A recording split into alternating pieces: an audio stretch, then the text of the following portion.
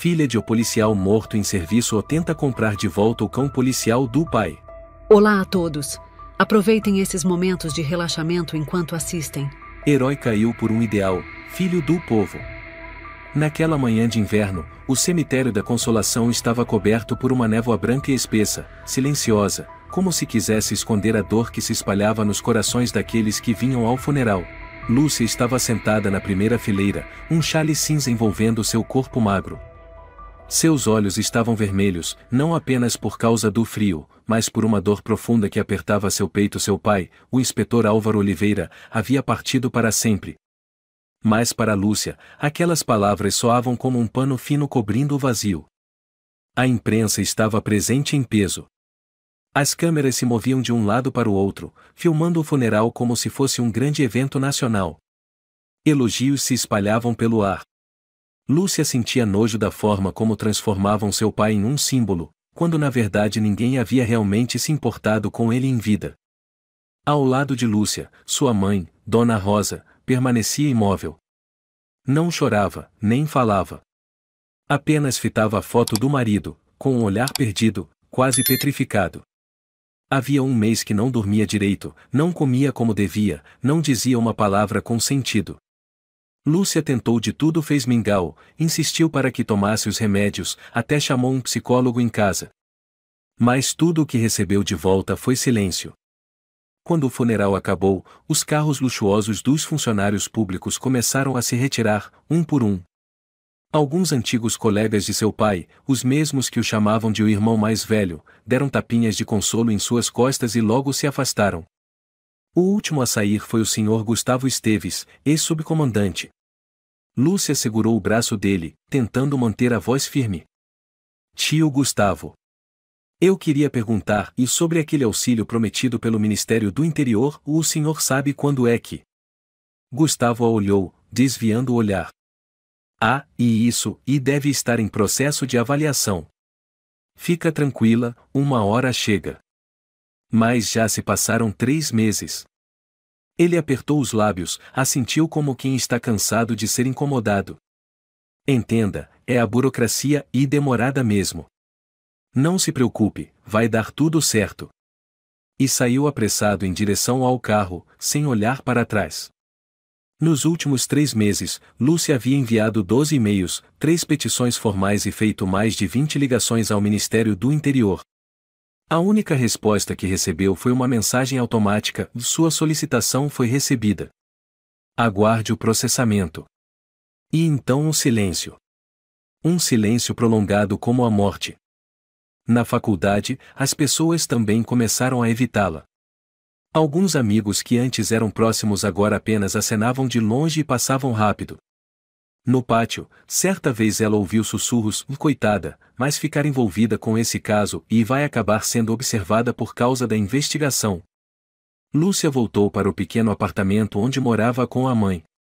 Bruno, o cão policial que fora parceiro de seu pai, já não estava mais lá. Após a morte do inspetor, Bruno foi levado de volta à unidade trancado em um centro de treinamento de emergência. Lúcia não conseguia aceitar aquilo. Ela abraçou uma foto antiga em que seu pai aparecia ao lado de Bruno, logo após concluírem uma operação. Na imagem, seu pai sorria radiante, passando a mão na cabeça de Bruno como quem acaricia uma criança. Ela limpou a moldura e olhou para a mãe, ainda sentada, imóvel como uma estátua. Mãe, e eu vou trazer o Bruno de volta. Eu prometo. Sua mãe não respondeu. Na semana seguinte, Lúcia começou a busca por Bruno. O primeiro lugar que visitou foi a sede da unidade canina na Avenida Brigadeiro Faria Lima. Uma mulher chamada Helena Gonçalves, responsável pelos registros dos cães policiais, a atendeu com um rosto frio como gelo. Você é filha do Sr. Oliveira? Sim. Eu vim pedir para ficar com o Bruno. Posso garantir que cuidarei bem dele, e acredito que meu pai também teria desejado isso. Helena arqueou a sobrancelha, a voz impaciente. Você entende que o Bruno é patrimônio da polícia, não é? Ele não pode simplesmente ser oficado ou como um animal de estimação. Mas, e era o cão do meu pai. Eles trabalharam juntos por anos. São as regras. Quando o cão sai da ativa, ele é reenviado para a reeducação ou então é descartado. Por favor, e eu só quero cuidar dele. Tenho trabalho a fazer. Por favor, saia. Lúcia saiu de lá apertando com força a foto do pai e do cão, a moldura já rasgada na beirada. Ela foi então ao Ministério do Interior. Desta vez, foi recebida por um homem de meia-idade chamado Francisco Almeida. Ele falava muito, era educado e totalmente inútil. Querida, sinto muito pelo que aconteceu com seu pai. Mas manter um cão policial depois da morte do condutor é uma questão delicada. Eu não estou pedindo nada demais e só quero ficar com ele. Você devia focar nos estudos, cuidar da sua mãe. Não deixe o passado atrapalhar ainda mais as coisas. O Bruno não é o passado. Francisco suspirou, levantou-se, apertou a mão dela sem encará-la nos olhos. Te desejo tudo de bom.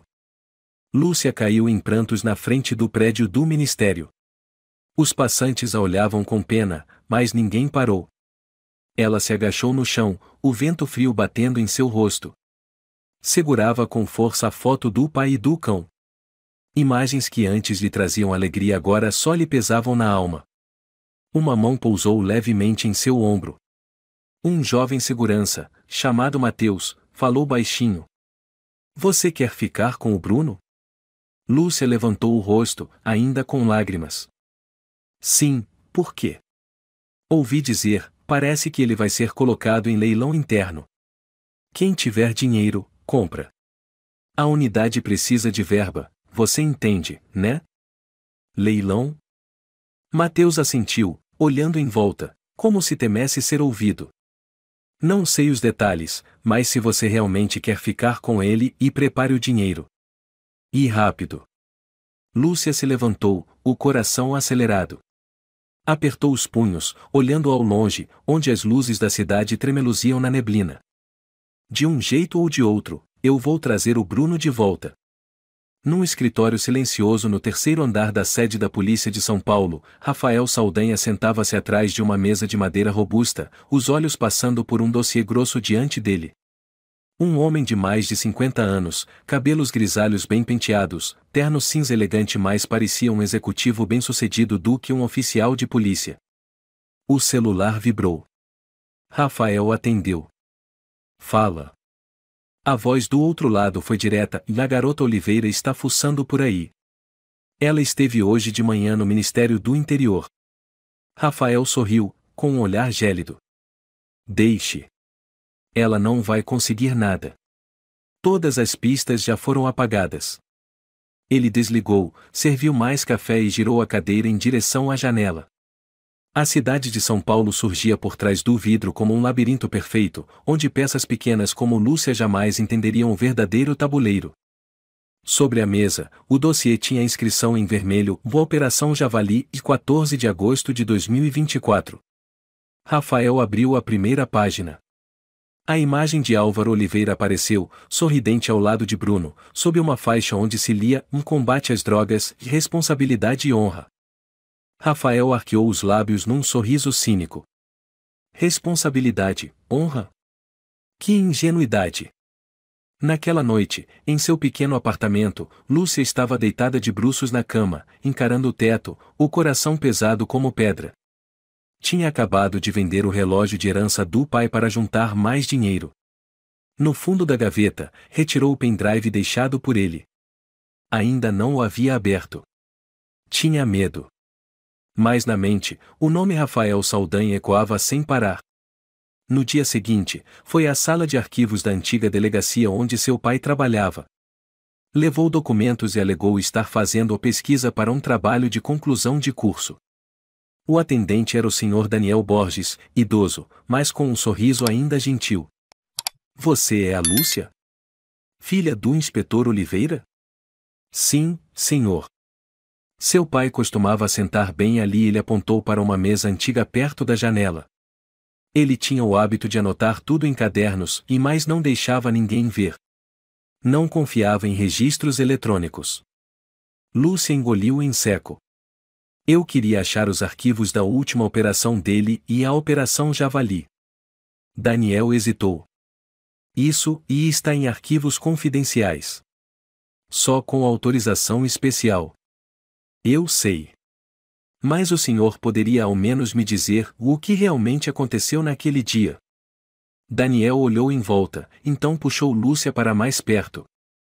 Escute, e naquele dia, o tenente-coronel Rafael ordenou pessoalmente que a equipe de apoio recuasse do ponto de perseguição. Todos ficaram surpresos. O Álvaro ficou sozinho enfrentando os Valença. Sozinho. Mas por quê? Ninguém sabe. A ordem foi verbal, sem registro. Depois, no relatório, ele escreveu: a situação mudou repentinamente, foi preciso proteger um alvo especial. Mas todo mundo sabe, e qual era esse o alvo? Lúcia apertou os punhos. Nivaldo Valença? Daniel assentiu levemente, sussurrando. Isso. Um chefão do tráfico, mas o cliente de ouro ou de muita gente poderosa. O coração de Lúcia pareceu congelar. Seu pai havia se sacrificado, foi deixado para trás, para proteger alguém como Nivaldo? Seu pai desconfiava. Poucos dias antes, ele me perguntou sobre alguns documentos ligados ao Nivaldo e ao Augusto Moreira. Augusto? Um transportador de drogas. Já havia sido preso, mas depois foi misteriosamente solto. O Bruno mordeu a mão dele durante uma perseguição em Guarulhos. Lúcia lembrou daquele nome. Augusto era justamente o homem que havia vencido o leilão do Bruno. As conexões estavam ficando claras. E depois disso, o Bruno também foi o descartado. Sim. Rafael assinou pessoalmente a ordem para tirá-lo da unidade, alegando o comportamento instável e inadequado à função. Um absurdo. Daniel rapidamente fechou o caderno e olhou em volta outra vez. Você precisa tomar cuidado. Você não sabe com quem está mexendo. Lúcia assentiu e saiu, sentindo o peito em chamas. Pegou o celular e digitou os nomes: o Rafael Saldanha e Onivaldo Valença. Nada. Nenhuma notícia negativa, apenas palavras como o estrategista, líder exemplar. Ela mandou mensagem para sua colega de faculdade, Inês Ribeiro, que agora era estagiária no jornal Estadão. Lúcia, Inês, você consegue investigar para mim umas informações sobre o tenente-coronel Rafael Saldanha e o Augusto Moreira? Inês, que história é essa? É perigoso? Lúcia, só preciso saber se alguma matéria sobre eles foi retirada do ar. Minutos depois, Inês respondeu. Inês tinha 2 matérias sobre o Augusto, do ano passado. Uma sobre tráfico de animais silvestres e outra sobre violência. Mas foram apagadas dos servidores. Quem escreveu foi o Rodrigo Costa. Ele saiu do jornal, ninguém sabe bem o motivo. Lúcia ficou em silêncio. Aquela teia de poder era densa demais. Ela era só uma estudante, sem influência, sem respaldo. Mas ainda tinha Bruno. E a verdade. Naquela tarde, em sua sala de trabalho silenciosa, Rafael atendeu outra ligação. Coronel, mais notícias. A garota parece saber mais do que imaginávamos. Rafael riu com desdém. Então vamos ver do que uma garotinha sem diploma é capaz. Nós temos a justiça, a imprensa, e toda a máquina. Ela tem o quê? Um cachorro, senhor. Rafael bateu o copo na mesa com força. E um cachorro não pode depor. Ele se levantou, foi até o armário de ferro e puxou um documento de reclassificação de uso de Bruno Código 4782. Assinou. Carimbou. Mandei ele para o canil Canis Negra. Vamos reprogramar a memória dele. Se é que sobreviverá. Ao mesmo tempo, no seu quarto, Lúcia tremia ao abrir o pendrive. Um áudio começou a tocar. A voz de Álvaro Oliveira. Se você está ouvindo isso, talvez eu já não esteja mais aqui. Mas não deixe que a verdade seja enterrada. Lúcia apertou os punhos com força, encarando o teto. Lágrimas silenciosas escorriam. Eu juro, pai, eu não vou deixá-los impunes. 3 dias depois, uma garoa fina caía sobre São Paulo. Lúcia saiu de casa usando o antigo casaco do pai, segurando firmemente uma pasta com os documentos que preparara e um dossiê sobre Bruno, pedido oficial de guarda, atestados da situação familiar. Sabia que onde quer que fosse, ouviria apenas ou não. Mas precisava atentar. Por Bruno. Por seu pai. Primeiro destino, sede da Polícia Distrital do Tatuapé, onde Bruno fora levado para reavaliação. Ela entrou ainda molhada da chuva. No balcão, uma mulher de cabelo curto e maquiagem impecável. No crachá, de Marina Soares. Preciso falar com o responsável pelos cães policiais. Vim pedir para manter um cão especial, o Bruno, do inspetor Oliveira. Marina observou da cabeça aos pés, franzindo a testa.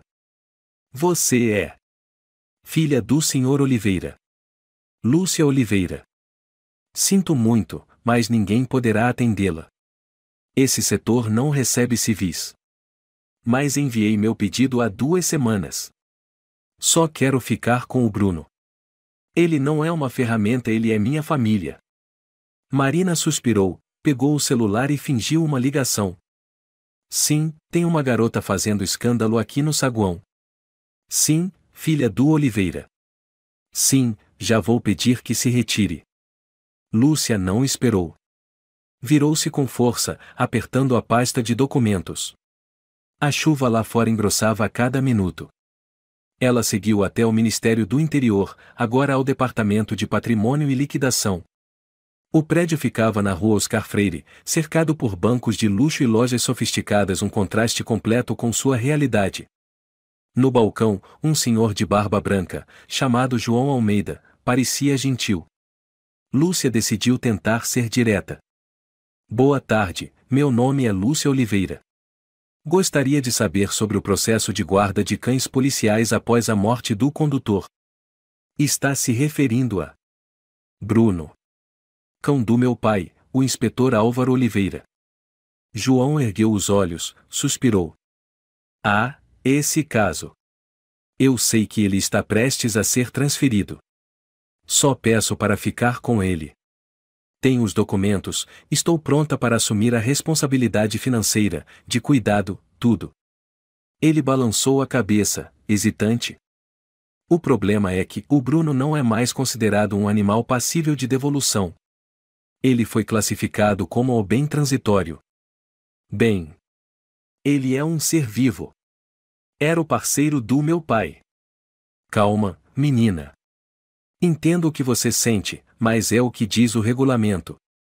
E no momento, o Bruno está na lista de liquidação interna. Lúcia quase gritou. Liquidação? Vocês fazem isso com tudo? Até com um animal fiel? Filha. Não, por favor, não diga mais nada. Ela se levantou, a voz trêmula. Eu vou encontrar outro caminho. Saiu, andando sob a chuva que agora caía com força. Carros passavam sem notar a jovem de mãos trêmulas apertando uma pasta. Mais uma vez, São Paulo era indiferente.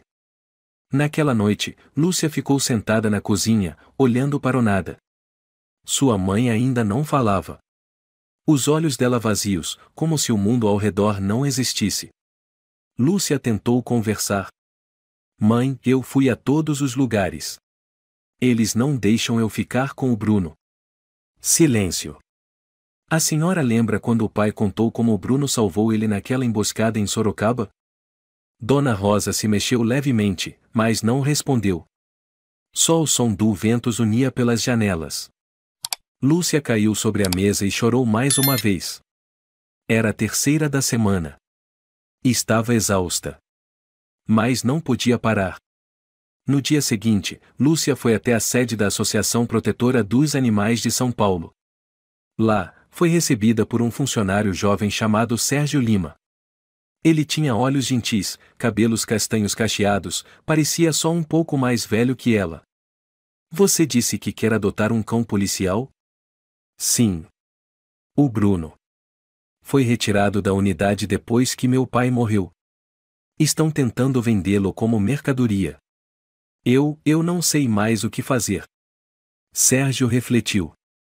Em tese, não podemos interferir em bens das forças policiais. Mas existe uma alternativa. Se conseguir provar que o Bruno está sendo tratado de forma antiética, ou que há risco de abuso, podemos sugerir a suspensão do processo de liquidação. Mas precisamos de provas. Lúcia assentiu com firmeza. Eu vou conseguir. Antes de ela sair, Sérgio lhe entregou um cartão. Se acontecer algo urgente, me ligue. Eu acredito em você. Ninguém vem aqui chorar por um cachorro se não for por amor de verdade. Lúcia saiu, sentindo pela primeira vez um pequeno feixe de luz no meio da escuridão. Naquela tarde, ao passar pela Avenida Paulista, ouviu uma voz. Lúcia? Ela se virou. Era Clara Guimarães, colega dos tempos de escola, agora estagiária na TV Bandeirantes. Meu Deus, é você? Tá tudo bem. Você parece péssima. Lúcia forçou um sorriso. Tô tentando manter o Bruno. O cachorro do seu pai? Sim. Estão vendendo ele para um tal de Augusto. Você conhece esse nome? Clara ficou imóvel. Augusto Moreira? Ele tá envolvido com rinhas clandestinas. Vi o nome dele num dossiê jornalístico. Lúcia agarrou a mão dela. Você pode me ajudar? Fazer uma matéria, ou pelo menos um post, qualquer coisa. Clara hesitou. Não sei se vão deixar ir ao ar. Mas eu vou tentar. Lúcia agradeceu. Elas se despediram com pressa, mas ela sabia, em cada pessoa como Clara, Sérgio, Daniel era uma peça. Ela juntaria todas. Mesmo um grão de areia pode travar uma engrenagem. Naquela noite, em casa, o telefone tocou. Era Sérgio. Lúcia? Acabei de saber por uma fonte que o Bruno vai a leilão em uma semana. Ainda não divulgaram o local. Mas vão priorizar gente o de dentro. Leilão? Por quanto? Não sei. Mas se o Augusto participar, pode passar de dezenas de milhares de reais. Lúcia ficou sem reação. Eu não tenho esse dinheiro. Eu sei. Mas você precisa preparar alguma coisa. Dinheiro, ou provas. Senão, vai perder o Bruno para sempre. Ela desligou, saiu até a sacada. A chuva tinha cessado, mas o vento gelado ainda cortava a pele. São Paulo brilhava aos seus pés, como um império impassível. E ela era só uma faísca perdida no meio da noite. Bruno, espere por mim. Mesmo que eu tenha que sacrificar tudo. Lúcia estava sentada ao lado da cama, o quarto mergulhado na luz amarela e fraca do abajur. À sua frente, um maço de notas miúdas preso com um elástico, parte emprestada de amigos, parte juntada com a venda do laptop, do relógio de pulso que fora lembrança do pai, e também do pequeno auxílio que a universidade oferecia a estudantes em situação difícil. Total, R$ 3.842. Ela olhou para o dinheiro, depois para a foto do pai sobre o criado mudo na imagem, ele se abaixava para abraçar Bruno, com um olhar terno e confiante. Eu vou trazer o Bruno de volta, pai, mesmo que tenha que abrir mão da minha dignidade. Na manhã seguinte, Lúcia vestiu um vestido cinza simples e calçou os sapatos pretos de salto gasto. Dirigiu-se ao local do leilão, um auditório fechado na sede da unidade canina da região de Cidade Tiradentes. Chegou cedo, entregou os documentos conforme o regulamento e recebeu o número 17. Sentou-se discretamente na última fileira e olhou em volta. Todos à sua volta estavam bem vestidos em sua maioria, jogadores clandestinos, representantes de empresas de segurança privada ou pessoas com conexões ou com o poder. Todos olhavam para Lúcia com estranhamento. Uma jovem magra, sozinha, em meio a uma multidão de homens engravatados. Pontualmente às 10 horas, o leilão começou. O responsável era o Sr. Juliano Rocha, encarregado de alienações do Ministério do Interior. Subiu ao palco de madeira, sua voz monótona. Bom dia a todos, obrigado pela presença neste leilão interno. Nosso objetivo é encontrar novos lares apropriados para os indivíduos que não servem mais às forças. Primeiro lote, indivíduo K9, R4782, de nome Bruno. Um funcionário conduziu Bruno até o centro do auditório. Ele estava com uma corrente no pescoço, o focinho amarrado com uma faixa de tecido, os olhos ainda lúcidos, mas cheios de medo. Ao ver Lúcia, ele se sobressaltou, tentando se soltar, com os olhos brilhando. Lúcia se levantou de súbito. Bruno. Bruno latiu baixo, mas foi imediatamente puxado de volta pelo condutor. Juliano bateu o martelo. Lance inicial, R$ 2.000. Quem dá 2.000? Lúcia levantou a mão, com a voz trêmula. Eu, número 17. Muito bem. Quem dá 2.500? Um outro braço se ergueu na primeira fila. Lúcia virou a cabeça, o coração disparado.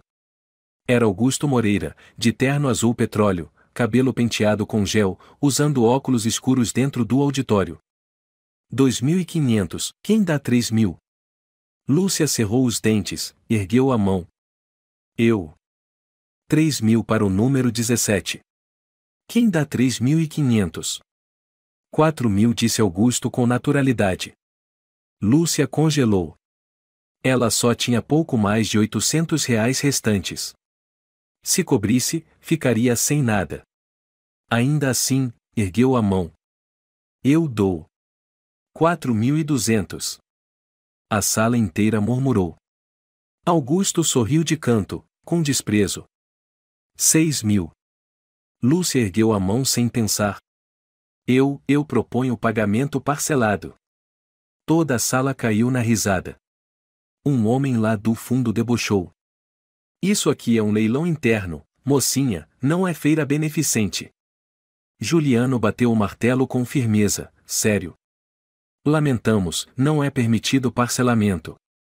Continuem com lances válidos. Lúcia olhou para Augusto, com os olhos em chamas. Ele tirou os óculos devagar, encarou-a com um sorriso torto. Eu dou R$ 10.000. Transferência imediata. O som do martelo ecoou como um golpe final na esperança. O cão Bruno passa a pertencer ao Sr. Augusto Moreira. Bruno se agitou violentamente, latindo desesperado, os olhos fixos em Lúcia. Tentava se soltar da corrente, latindo como se chamasse seu nome. Lúcia ficou paralisada, as pernas sem força. Uma mão pousou em seu ombro, era Sérgio Lima, da Associação Protetora dos Animais, que havia chegado às pressas. Lúcia, sinto muito. Não pode ser. Ela caminhou até Augusto, as lágrimas escorrendo. Por favor, me deixe resgatar ele. Posso pagar aos poucos. Faço qualquer coisa. Augusto deu uma risada fria. Acha que isso aqui é uma mercearia? É um leilão. Eu ganhei. Ele agora é meu. O Bruno não é uma mercadoria. Mas para mim, ele é um investimento. Um bom retorno. Lúcia estendeu o braço por reflexo, mas foi impedida por um segurança. Virou-se para Juliano. Por favor, suspenda este leilão. Tenho provas de que ele já foi investigado por maus tratos a animais. Juliano cruzou os braços, deu de ombros. Não há nenhum registro oficial. Se não quiser ser retirada à força, por favor, saia do recinto. Sérgio puxou levemente o braço dela. Lúcia, vamos. Este lugar não é para quem tem coração. Bruno foi arrastado, trancado numa gaiola de metal sobre um caminhão preto. Debatia-se, latia rouco, os olhos ainda fixos em Lúcia até que o veículo desapareceu. Lúcia caiu de joelhos, o corpo tremendo de desespero. Ao redor, as pessoas saíam em silêncio. Ninguém falou. Ninguém olhou para ela. Só restava o eco distante dos latidos abafados. Ela olhou para Sérgio. O que ele vai fazer com o Bruno? Não sei ao certo, mas com alguém como Augusto, tudo é possível. Lúcia apoiou o rosto nas mãos. Eu perdi. Sérgio pousou uma mão em seu ombro, sussurrando. Às vezes, a luta não acabou, só mudou de fase. Lúcia não respondeu. Por dentro, a dor já havia ultrapassado qualquer lágrima. O caminhão preto deixou o local do leilão ao entardecer.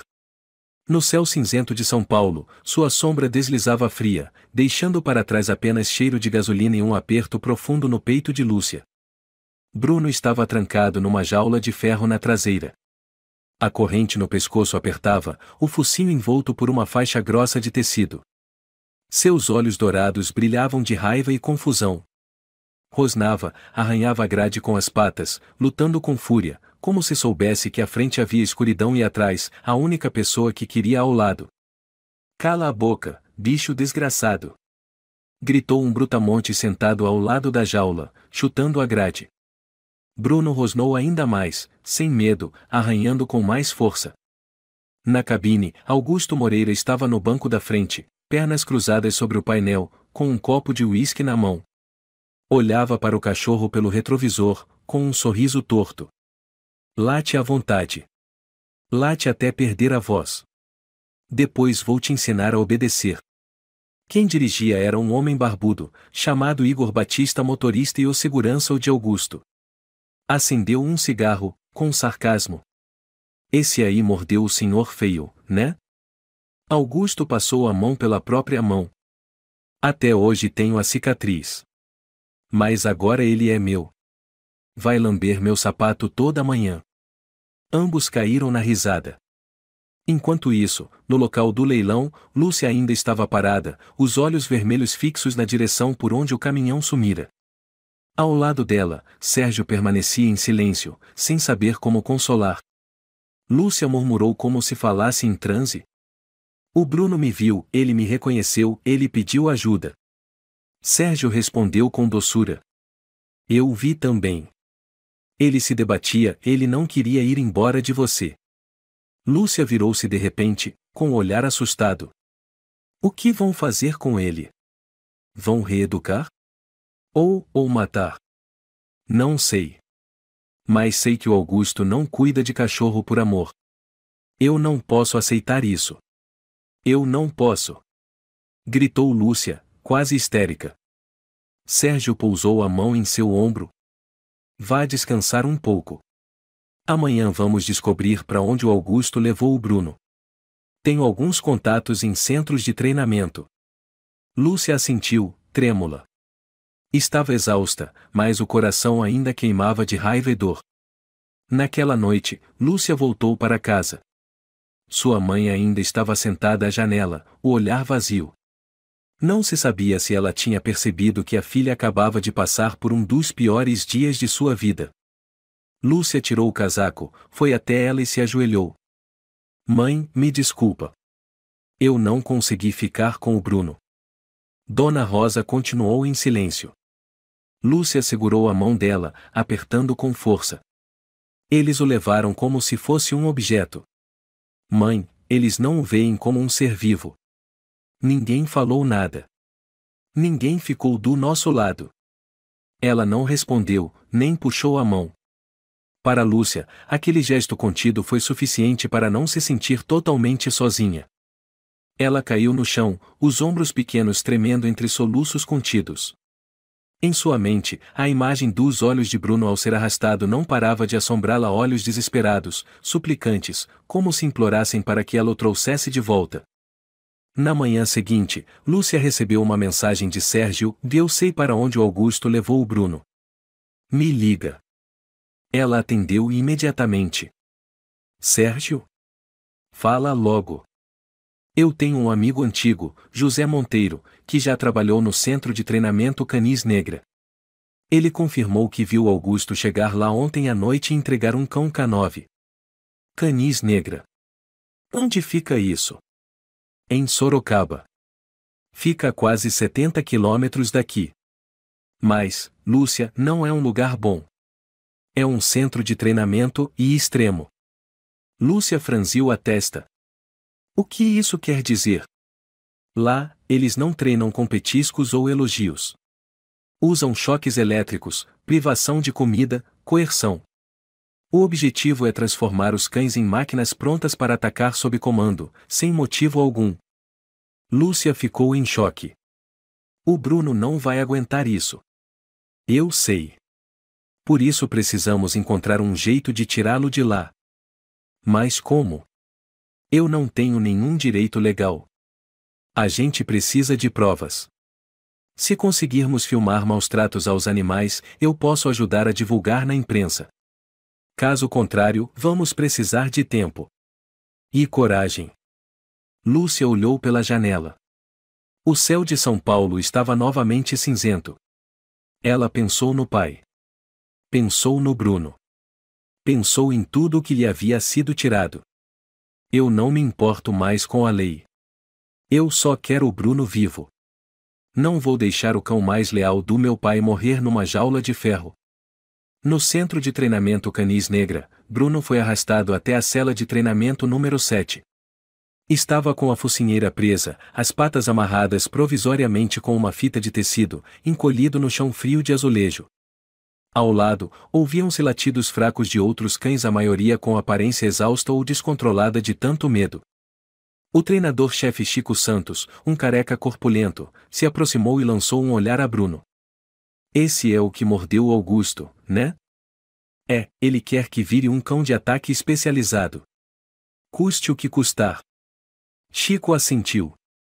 Você vai aprender a obedecer, filhote. Aqui, não existe amizade ou nem lealdade. Ele ergueu um bastão elétrico e encostou de leve na pata de Bruno. O cão rosnou, sem demonstrar medo. Chico deu uma risada. Você ainda se lembra de alguém, não é? Pelo jeito como você olha para a porta, deve ser a Odoninha, né? Um funcionário jovem chamado Marcos, que estava por perto, sussurrou. Esse cachorro é diferente dos outros. Ele olha para as pessoas de um jeito diferente. Chico gritou. Você é novo aqui, cale a boca. Todos os cães são iguais quando estão famintos e com dor. Marcos virou de costas, mas sentia um aperto no peito.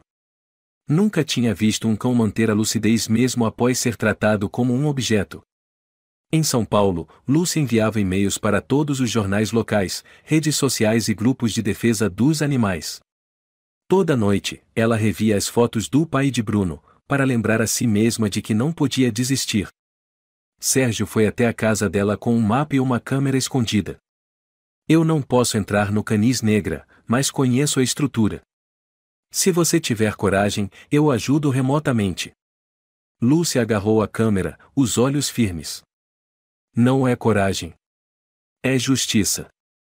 O centro de treinamento Canis Negra ficava isolado na zona rural de Sorocaba, entre um campo abandonado e um bosque de pinheiros. O portão de ferro, com 3 metros de altura, tinha câmeras de segurança. A placa na entrada estava enferrujada, Centro Educacional de Adestramento Canis Negra. Um nome que soava legal, mas por dentro, ninguém sabia o que realmente acontecia. Augusto Moreira estava na varanda do escritório de gestão, segurando uma taça de vinho tinto, olhando para o pátio de treinamento abaixo, onde Bruno estava acorrentado a um poste de ferro, sob o sol forte. Seu pelo grosso já começava a grudar por causa da lama e do suor. Mas os olhos, aqueles olhos ainda brilhavam como antes, ainda desafiadores, sem se render. Chico Santos se aproximou e relatou. Hoje ele voltou a resistir aos comandos. Começamos a aplicar o protocolo de recondicionamento nível 3. Augusto sorriu de canto. Ótimo. Choques elétricos constantes, privação de comida e isolamento total. Quero que ele esteja quebrado antes de ser reprogramado. Mas esse não é como os outros. Ele reconhece comandos de pessoas específicas. Ele está resistindo ao software de condicionamento. Augusto se virou, o olhar afiado. É por isso que temos que o quebrar ou todas as memórias antigas dele. Quando eu entrar, ele tem que abaixar a cabeça. Tem que saber que eu sou o dono. Quero que ataque qualquer um que eu apontar até a Lúcia, se for preciso. Chico assentiu. Tem um funcionário, o Marcos, que parece ter simpatia por ele. Deu comida escondido ontem à noite. Augusto apertou a taça com força. Demita ele. E diga, e aqui não é abrigo. É um campo de batalha. Ou trabalha, ou cai fora. Na cela número 7, Bruno estava deitado, respirando com dificuldade. Ao lado dele, uma tigela de plástico vazia desde a noite anterior, ninguém repôs a água. A luz de neon piscava sobre sua cabeça como um deboche. Cada vez que ouvia passos, Bruno se levantava e olhava ansioso. Mas não era Lúcia. Nunca era Lúcia. Marcos, o jovem de cabelo castanho, se aproximou em silêncio, desviando das câmeras. Trazia um pão frio e uma caixinha de água. SHHH. Eu não vou deixar você morrer de sede, pequeno. Ele destrancou a cela, empurrou a comida para dentro e saiu rapidamente. O coração apertado. Marcos nunca imaginou que na profissão de adestramento, a crueldade pudesse ser considerada anormal. Em São Paulo, Lúcia estava editando o vídeo deixado por seu pai. Aumentou o volume, ajustou a velocidade. Na gravação, a voz de Álvaro Oliveira soava calma, mas cheia de cautela. Rafael está protegendo alguns indivíduos ligados ao Valença. Augusto é um deles. A transação ocorreu em Guarulhos. Houve um transporte de cães usados para arenas de luta. Lúcia estremeceu. Nunca ouvirá o pai mencionar isso. Bruno tinha participado de uma operação contra o tráfico de cães de combate e agora estava nas mãos daquele mesmo criminoso. A conexão era clara. Sérgio ligou. Acabei de achar uma lista de ex-funcionários do Canis Negra. São 3. Um deles é Rodrigo Costa, ex-jornalista, que tentou investigar por dentro e foi ameaçado até sair do ramo. Ele aceitaria falar? Marquei com ele no Café Girondino. Hoje à noite. Lúcia concordou na hora. No Café Girondino, Rodrigo Costa estava sentado num canto discreto. Homem de uns 40 e poucos anos, barba por fazer, sobretudo comprido, segurando a xícara com firmeza. Olhar de quem já sobreviveu a uma caçada. Lúcia se aproximou e falou com suavidade. Eu sou Lúcia Oliveira. Ele assentiu. Filha do Álvaro. Eu o conheci. Um dos poucos íntegros na polícia. Eu preciso da verdade. Preciso saber o que Augusto e o Canis Negra fizeram com os cães transferidos. Rodrigo deu um sorriso amargo. Você tem ideia de quantos cães foram reprogramados lá? Mais de 70. A maioria foi exportada para apostas ilegais em corridas e rinhas. O Bruno não vai virar um animal selvagem desses. Bruno foi classificado como o de alta inteligência emocional, capaz de distinguir perigo de afeto. Esse tipo é difícil de recondicionar. O Augusto não vai perdoar isso. Lúcia apertou as mãos. O que eu preciso fazer? Você precisa de imagens. Áudio. Provas. Precisa mostrar ao Brasil quem realmente são Augusto e Rafael. Rodrigo tirou do bolso um cartão de memória. Aqui tem uma gravação que consegui antes de sair. Mas não é o bastante. Você vai precisar de mais. Lúcia pegou, inclinou a cabeça em sinal de respeito. Eu vou fazer o resto. Pelo meu pai. E pelo Bruno. No Canis Negra, Augusto entrou no pátio de treinamento. Chico fez sinal de que tudo estava pronto. Em sua mão, um controle de comandos sonoros, um dispositivo com sinal implantado direto no ouvido de Bruno. Se Bruno não obedecesse, levaria um leve choque pelo colar. Comecem. Eles soltaram Bruno. No pátio, havia apenas um boneco de borracha com uniforme policial. Augusto deu a ordem. Ataque. Bruno ficou parado. Seus olhos não saíam de Augusto, mas ele não atacou. O homem apertou o botão. Um leve choque fez Bruno cambalear. Mas ele não se moveu. Ataque. Mais um choque. Bruno gemeu, mas não mordeu o boneco. Chico olhou para Augusto, com a testa franzida. Ele resistiu ao comando. Estava se lembrando da ordem original do antigo treinador. Augusto avançou, rugindo. Você vai esquecer aquela garota. Você é meu. Ataque, desgraça. Bruno se levantou de um salto, rosnando, e pela primeira vez seus olhos brilharam com uma raiva pura. Ele se lançou sobre Augusto, não por comando, mas por ódio. Por sorte, Chico conseguiu puxar a corrente. Bruno foi puxado violentamente para trás, soltando um grito de dor. Marcos assistia de longe, as mãos cerradas. Ele não podia mais ignorar aquilo. Naquela noite, Marcos entrou escondido na sala de Augusto, conectou o pendrive deixado por Lúcia com o cartão de memória contendo os vídeos e áudios no computador do centro. Enviou tudo para o e-mail anônimo fornecido por Sérgio. Em São Paulo, Lúcia acessou o blog recém-criado. Lá, ela carregou o vídeo, viu imagens de Bruno levando choques elétricos, olhos clamando no escuro, um boneco sendo usado como alvo. A legenda dizia: o cão que salvou a vida de um inspetor virou instrumento de vingança. É assim que homenageiam a lealdade? Hashtags Justiça por Bruno Oliveira não morreu em vão. Poucas horas depois, o vídeo foi compartilhado em massa nas redes sociais. A revista Vida Animal, um canal especializado em direitos dos animais, publicou o Centro de Treinamento Canis Negra onde transformam heróis em feras. Lúcia ficou diante da tela, as mãos trêmulas, o coração acelerado. Ela sabia que a batalha estava só começando. A chuva caiu a noite inteira sobre São Paulo. O quarto de Lúcia era iluminado apenas pela luz fraca do abajur da escrivaninha. Ela se encurvava sobre o computador, o vídeo de Bruno sendo eletrocutado ainda rodando. As imagens se repetiam, como punhaladas cada vez mais profundas no seu peito. Na internet, sua postagem se espalhava feito fogo. Milhares de comentários, centenas de milhares de visualizações. Mas Lúcia não sentia nenhuma vitória. Porque entre todas aquelas hashtags indignação virtual, Bruno ainda estava preso, sendo torturado. Ela não comia há 24 horas. O café estava frio na caneca.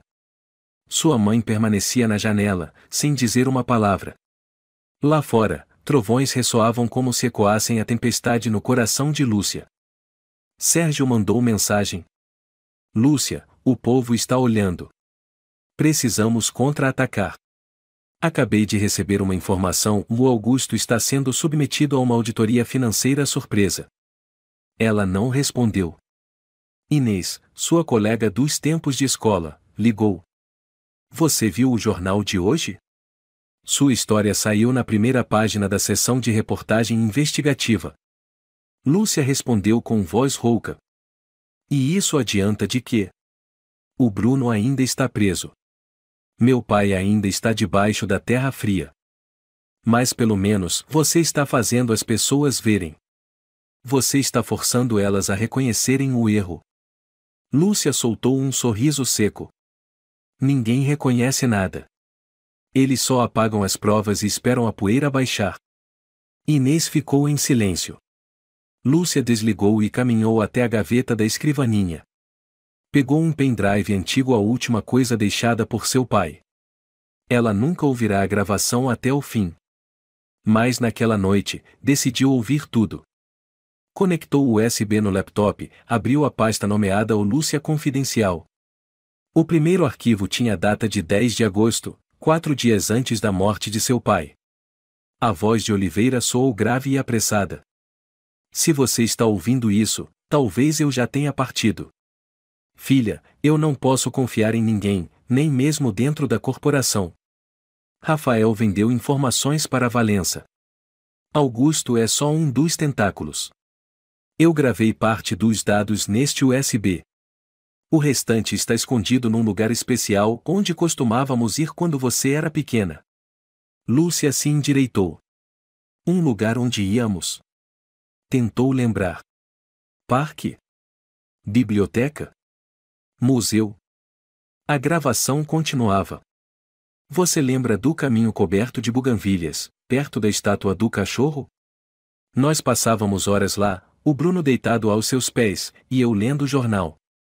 Ali, debaixo do banco de pedra, há uma pequena caixa de metal. Lúcia se levantou como se tivesse levado um choque. Parque Ibirapuera.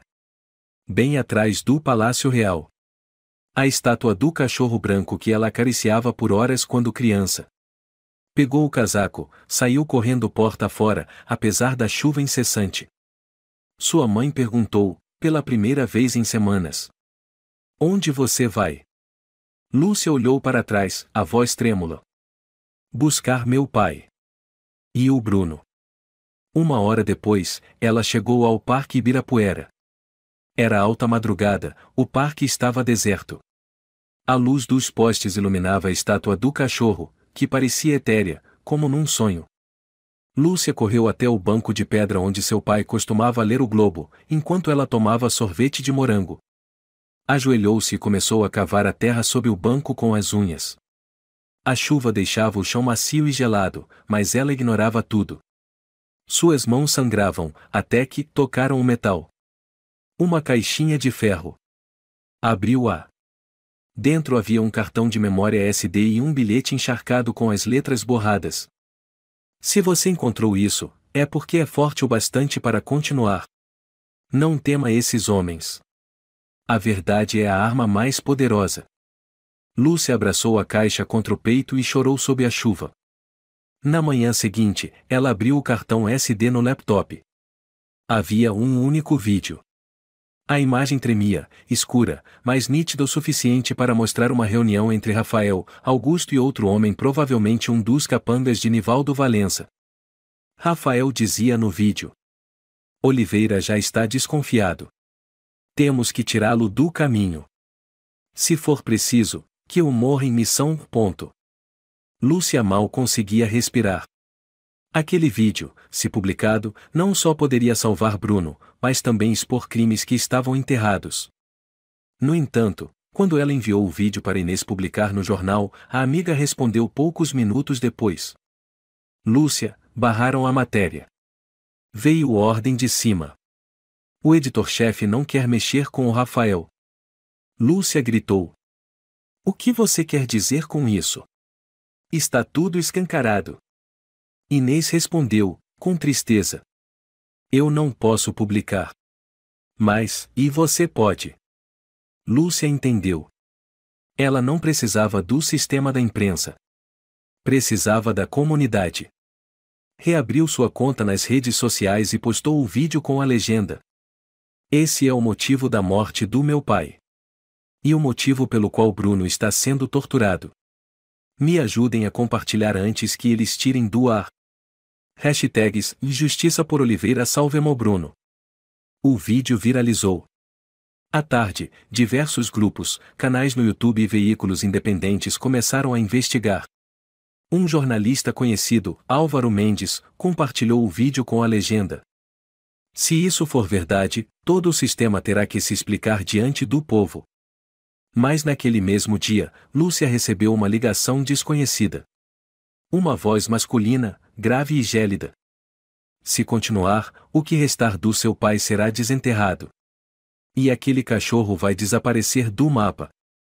Não teste nossa paciência." Lúcia tremeu. Mas desta vez, ela não desligou. Respondeu firme: "Eu não tenho mais medo.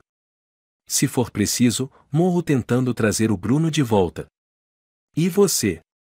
Tem medo da luz da verdade?" Naquela noite, voltou para casa completamente exausta. Sentou-se no chão e reproduziu o último áudio deixado por seu pai: "Lúcia, não sei se ainda estarei vivo quando você ouvir isso.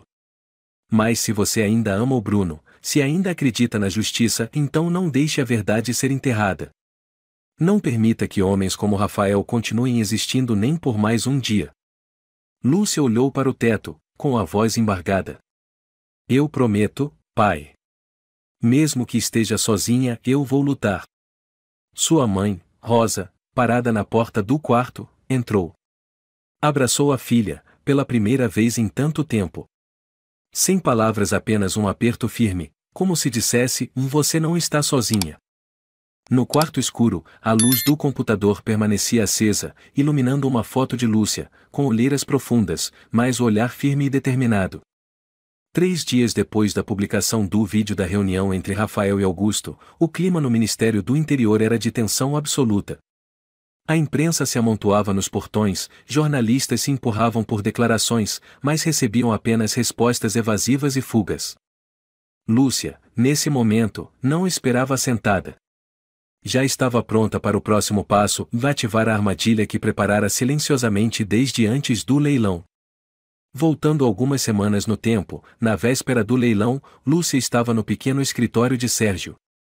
Sobre a mesa, o pendrive com a gravação do pai. Sérgio franziu a testa. Tem certeza? Se revelar isso cedo demais, eles vão conseguir abafar tudo. Lúcia balançou a cabeça, os olhos cheios de cálculo. Eu não vou divulgar. Vou mandar para a única pessoa em quem meu pai confiava na corporação. Quem? Inspetora Beatriz Cardoso. Beatriz fora colega próxima de Oliveira, conhecida por ser firme e íntegra. Desde a morte dele, pediu transferência para uma unidade afastada, nos subúrbios. Mesmo jogada para escanteio, ainda tinha alguma influência, se tivesse provas. Sérgio assentiu. Você conseguiu o contato? Sim. Vou enviar o USB sem remetente. Se ela ouvir, ela vai entender. Lúcia estava certa. Beatriz recebeu o USB 3 dias depois. Abriu a gravação em sua sala privada. O rosto antes inexpressivo, de repente, se alterou. Ela ligou o gravador de anotações. Há indícios de crime dentro da corporação.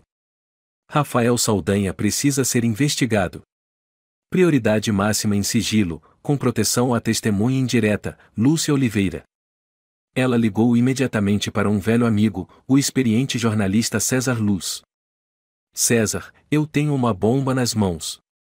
Mas preciso que você solte a isca primeiro. Que isca? Espalhe que a morte do inspetor Oliveira pode ter sido forjada. Mas sem citar nomes. Vamos ver como eles reagem. Entendido. A notícia se espalhou como um tsunami. O jornal A Voz do Brasil publicou. A morte do inspetor Oliveira não foi acidente? Fonte interna revela conflitos na Operação Javali. Lúcia leu a matéria com o coração acelerado. Ela abriu as redes sociais. A hashtag Justiça por Oliveira começou a subir nas tendências. Muitas pessoas que haviam conhecido seu pai, vizinhos, antigos colegas, ex-alunos, começaram a deixar comentários emocionados. Um deles escreveu: O inspetor Oliveira me ajudou uma vez, quando fui assaltado no trem. Ele era um homem bom. Se foi traído, e eu quero saber quem fez isso. Lúcia não dormiu naquela noite. Sentada diante do laptop, o olhar firme, os dedos não paravam de digitar. Ela já não era mais uma estudante impotente. Agora, era líder de uma verdadeira caçada por justiça. No Ministério do Interior, Rafael Saldanha estava furioso. Bateu com força na mesa, o rosto vermelho. Quem autorizou esses jornalistas a ressuscitarem o nome do Oliveira agora? Seu assistente pessoal, Leonardo Castilho, tentou manter a calma na voz. A matéria não cita seu nome. Mas a quem esteja revisando os arquivos da Operação Javali. Incompetentes. Rosnou Rafael. Você não percebe? Estão usando a menina Oliveira para reescrever toda a história. Se a Beatriz se meter nisso, temos que calar ela antes que seja tarde. Leonardo hesitou. Mas ela é uma figura conhecida. Qualquer coisa contra ela chamaria a atenção. Rafael abaixou o tom, os olhos frios como veneno. Não preciso sujar minhas mãos. Passe isso para o Valença. Ele sabe calar bocas. Leonardo empalideceu. Você quer envolver o Nivaldo Valença de novo? Você acha que ainda tenho saída? Rafael virou de costas, a voz como um vento gelado. Queimem tudo. Provas, testemunhas, e aquele maldito cachorro também. Ao mesmo tempo, Augusto Moreira estava sentado em sua mansão no interior, recebendo um envelope de um contato da corporação e notificação de auditoria financeira extraordinária, suspeita de lavagem de dinheiro e maus-tratos a animais. Ele soltou uma gargalhada. Eles acham que isso vai me assustar? Mas não riu por muito tempo. Logo em seguida, recebeu uma ligação anônima. O cão Bruno passará por avaliação veterinária. Se forem encontrados ferimentos causados por humanos, você será processado. Augusto atirou o telefone contra a parede, berrando: Malditos! É só um cachorro. Vocês estão escolhendo o cachorro em vez de mim? Seu segurança particular, Igor Batista, perguntou: Senhor Augusto, o que fazemos agora? Mate-o. Agora. Antes que ele fale. Igor hesitou.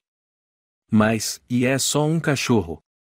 Augusto rangeu os dentes. Eu disse para matar. Naquele mesmo momento, no Canis Negra, o jovem funcionário Marcos, aquele que havia ajudado Bruno, recebeu uma mensagem urgente de Sérgio. Mensagem de Sérgio. Bruno vai ser executado. O ministério está tentando encerrar tudo antes da tempestade estourar. Marcos correu direto para o canil de número 7. Bruno ainda estava encolhido, os olhos abertos, mas o corpo coberto de feridas após dias de tortura. Eu não vou deixar você morrer, garoto. Eu juro. Marcos abriu a cela, enrolou Bruno num cobertor e o ergueu nos ombros. Sabia que tinha apenas alguns minutos antes de ser descoberto. Correu até o portão dos fundos, pulou para dentro da van dirigida por sua namorada, Natália Alves. Natália trabalhava numa ONG de resgate animal e estava disposta a arriscar tudo por seres que não podiam falar. Vai! Gritou Marcos. Leva ele pro Sérgio. Rápido! Na manhã seguinte, no Centro Veterinário de Resgate em Campinas, Lúcia entrou na sala de emergência. Quando a porta se abriu, ela viu Bruno deitado sobre a maca, recebendo soro, o corpo magro como um esqueleto. A veterinária, doutora Silvana Ribeiro, falou suavemente. Ele foi severamente desnutrido e apresenta hematomas em várias áreas. Mas ele está vivo. E ainda lembra de você. Lúcia se aproximou. Bruno ergueu a cabeça, os olhos encontraram os dela, e naquele instante, toda a tempestade, todo o ódio, toda a desesperança desapareceram. Ele soltou um gemido baixo, esticou o pescoço e lambeu a mão dela. Lúcia desabou em lágrimas. Sou eu, e eu tô aqui, Bruno. A sala ficou em silêncio. Sérgio, Natália, Marcos, todos estavam ali, imóveis diante daquela cena. Um jornalista presente por acaso registrou a imagem da garota que abraçou o cão no inverno de São Paulo. Essa imagem se tornou símbolo de toda a campanha por justiça. Nas redes sociais, milhares de pessoas trocaram suas fotos de perfil por aquele momento. O jornal Folha de São Paulo estampou a manchete: Não é mais um caso de maus-tratos. É um sistema que trai a lealdade. Na sede da Polícia Nacional de São Paulo, uma coletiva de imprensa foi convocada com urgência. Atrás do púlpito, a bandeira do Brasil. Ao centro, a inspetora Beatriz Cardoso, com seu uniforme azul marinho, o rosto firme, mas os olhos reluzindo determinação. À frente, dezenas de jornalistas, câmeras e microfones apontados para ela. Flashes disparavam sem parar. O clima era de pura tensão. Beatriz respirou fundo e declarou: Coletamos provas suficientes para concluir que a morte do inspetor Álvaro Oliveira apresenta indícios de encenação. Os dados deixados por ele, junto aos testemunhos e a gravação original, foram verificados. A sala explodiu em murmúrios. Além disso, descobrimos uma rede que usava cães policiais para encobrir atividades criminosas, liderada pelo tenente-coronel Rafael Saldanha, com parceria externa de Augusto Moreira. Um jornalista se levantou bruscamente. Inspetora, há chances de envolvimento do narcotraficante Nivaldo Valença? Beatriz respondeu sem piscar. Sim. Mas não podemos divulgar toda a lista por enquanto. As informações estão sendo repassadas ao Ministério Público para dar início ao processo de acusação formal. Lúcia assistia à transmissão ao vivo da casa de Sérgio. Sentada ao lado de Bruno, agora mais consciente, embora ainda enfaixado. O cão leal repousava a cabeça em seu colo, de vez em quando tocando com o focinho sua mão, como quem dissesse: e nós conseguimos. Beatriz olhou direto para a câmera. Não estamos falando apenas de um inspetor traído. Estamos falando de lealdade rejeitada. De um sistema que escolheu o silêncio em vez da justiça. Mas hoje, o silêncio acabou. Ao mesmo tempo, na mansão de Augusto, as sirenes da polícia ecoavam. A porta foi arrombada. Augusto não teve tempo de reagir, foi imobilizado na sala de estar. Ele se debatia, berrando. Vocês não têm esse direito. Eu sou o principal financiador da segurança pública. Um agente respondeu com firmeza. E agora o senhor tem o direito de permanecer calado, Augusto Moreira. Está preso por maus tratos a animais, lavagem de dinheiro e ligação com o cartel de drogas de Valença. Ainda segurando uma taça de vinho pela metade, Augusto viu a câmera gravando. Ao perceber que não conseguiria negar mais nada, gritou em desespero. Foi o Saldanha. Ele me obrigou. Ele controlava tudo. Os policiais apenas se entreolharam, sem responder. Porque apenas algumas horas antes, Rafael Saldanha também havia sido preso em seu escritório. Algemado sob os flashes das câmeras e os gritos dos repórteres, Rafael só teve tempo de dizer uma última frase. Bando de imbecis, e vocês não fazem ideia de com quem estão mexendo. Ninguém respondeu. No dia seguinte, Lúcia recebeu uma carta do Ministério da Justiça. Ela estava convidada a comparecer à audiência interna onde a honra do inspetor Oliveira seria oficialmente restaurada. Ela vestiu uma camisa branca simples, levando consigo uma foto antiga de seu pai ao lado de Bruno, com a mão sobre sua cabeça e um olhar cheio de confiança. No auditório, o presidente da mesa declarou: com base nas novas provas, declaramos oficialmente que o inspetor Álvaro Oliveira faleceu em missão especial e sem nenhuma falha de conduta. As condecorações e o apoio financeiro serão integralmente restituídos à família. Lúcia se levantou e fez uma reverência. Não disse uma palavra. Mas seu olhar dizia tudo, ela havia conseguido. Bruno estava sentado ao lado dela, comportado, usando um pequeno lenço vermelho no pescoço, o novo símbolo de ocão policial honorário. Após a cerimônia, repórteres se aglomeraram para entrevistar Lúcia. Um deles perguntou: Você passou por muita coisa. Sente ódio? Lúcia olhou direto para a câmera, com voz calma.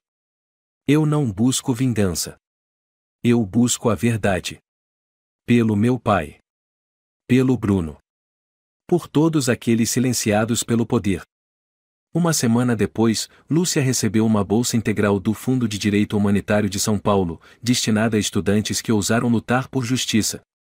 Na carta de concessão, estava escrito: Não concedemos bolsas por notas. Concedemos por coragem.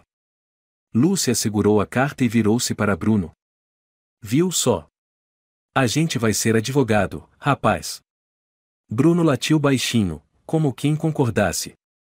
Por fim, na cerimônia em homenagem aos cães policiais que deram a vida em serviço, realizada na Praça da Sé, uma imagem especial apareceu no telão de Lúcia abraçando Bruno em pleno inverno paulistano.